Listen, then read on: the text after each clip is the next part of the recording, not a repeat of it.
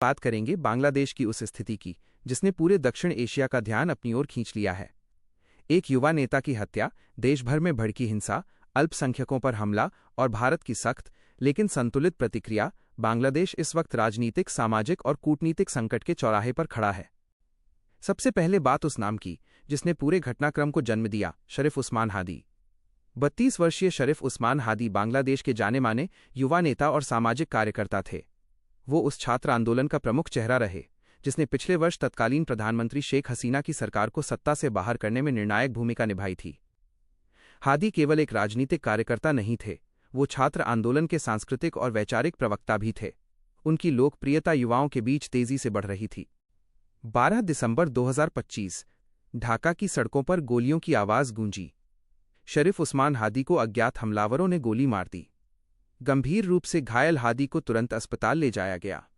बाद में उन्हें बेहतर इलाज के लिए सिंगापुर भेजा गया, लेकिन तमाम कोशिशों के बावजूद कुछ ही दिनों बाद सिंगापुर के अस्पताल में शरीफ उस्मान हादी ने दम तोड़ दिया।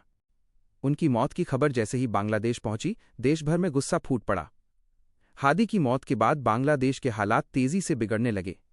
ढाका, चटगांव, राजशाही सहित कई शहरों में हजारों लोग सड़कों पर उतर आए। प्रदर्शन जल्द ही हिंसक हो गए। बड़े अखबार प्रथम आलो और डेली स्टार के दफ्तरों पर हमले हुए, कई मीडिया संस्थानों में आगजनी की गई। सांस्कृतिक केंद्रों और सार्वजनिक संपत्तियों को नुकसान पहुंचा। सरकार को मजबूरन अतिरिक्त पुलिस और सुरक्षा बल तैनात करने पड़े। ये पूरा घटनाक्रम ऐसे समय में हुआ है जब बांग्लादेश फरवरी 2026 के आम चुनावों की ओर बढ़ रहा है। राजनीतिक विश्लेषकों का कहना है कि हिंसा से चुनावी माहौल प्रभावित हो सकता है। निष्पक्षता और सुरक्षा पर सवाल खड़े हो रहे हैं। देश में राजनीतिक ध्रुवीकरण और तेज हो सकता है। यानी हादी की मौत ने सिर्फ एक आंदोलन को नहीं बल्कि पूरे चुनावी समीकरण को झकझोर दिया है। 20 दिसंबर 2025 ढाका में शरीफ उस्मान हादी का अंतिम संस्कार हुआ। हजारों की संख्या में लोग सड़कों पर उमड़ पड़े। सरकार ने राष्ट्रीय शोक दिवस घोषित किया। किसी भी हिंसा से निपटने के लिए चारों ओर कड़ी सुरक्षा व्यवस्था की गई। हादी को बांग्लादेश के राष्ट्रीय कवि काजी नजरुल इस्लाम के पास दफनाया गया, एक ऐसा स्थान जो अपने आप में राजनीतिक और सांस्कृतिक संदेश देता है। हालांकि अंतिम संस्कार शांतिपूर्ण रहा, लेकिन भीड़ में भारत विरोधी नारे, बाहरी हस्तक्षेप के खिलाफ आवाजें खुलकर सुनाई दीं। इसी अशांत माहौल के बीच बांग्लादेश से एक और दिल दहला देने वाली खबर आई।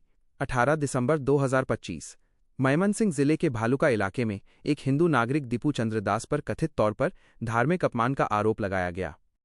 इसके बाद जो हुआ वो इंसानियत को शर्मसार करने वाला था। भीड़ ने दीपू चंद्र दास को बेरहमी से पीटा, शव को पेड़ से बांधा और बाद में सड़क पर जला दिया। ये घटना न सिर्फ बांग्लादेश बल्कि पूरे क्षेत्र के लिए एक गंभीर चेतावनी बन गई। घटना के बाद पुलिस ने 7 आरोपियों को गिरफ्तार किया।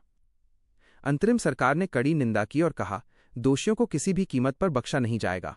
लेकिन सवाल अब भी कायम है, क्या सिर्फ गिरफ्तारी काफी है? मानवाधिकार संगठनों और अल्पसंख्यक समूहों ने इस घटना को अल्पसंख्यकों के लिए बढ़ते खतरे का संकेत बताया। इस घटना पर भारत में भी जोरदार प्रतिक्रिया देखने को मिली। प्रियंका गांधी ने कहा, यह घटना बेहद चिंताजनक है। अल्पसंख्यकों की सुरक्षा सुनिश्चित की जानी चाहिए। शशि थरूर ने इसे असहनीय और दुखद बताया और सवाल उठाया कि ऐसी घटनाओं को रोकने के लिए ठोस कदम क्या हैं।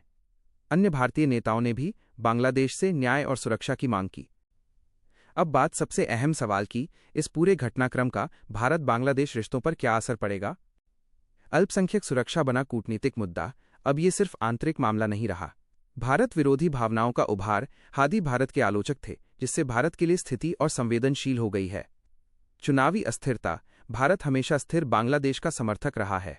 रणनीतिक चेतावनी। भारत की भाषा सख्त है लेकिन हस्तक्षेप से दूर। वैश्विक निगरानी। संयुक्त राष्ट्र और अंतर्राष्ट्रीय मीडिया की नज़र बनी हुई है। शरीफ उस्मान हादी की मौत और मयमनसिंह की लिंचिंग, ये दोनों घटनाएं बांग्लादेश के वर्तमान संकट की 2 तस्वीरें हैं। एक तरफ राजनीतिक अस्थिरता, दूसरी तरफ सांप्रदायिक असुरक्षा। भारत के लिए ये संतुलन की परीक्षा है और बांग्लादेश के लिए लोकतंत्र की। आने वाले दिन तय करेंगे क्या बांग्लादेश इस संकट से उबर पाएगा या हालात और बिगड़ेंगे। आपको और ऐसी न्यूज़ चाहिए तो चैनल को सब्सक्राइब करना ना भूलें और इस वीडियो को लाइक करें। धन्यवाद।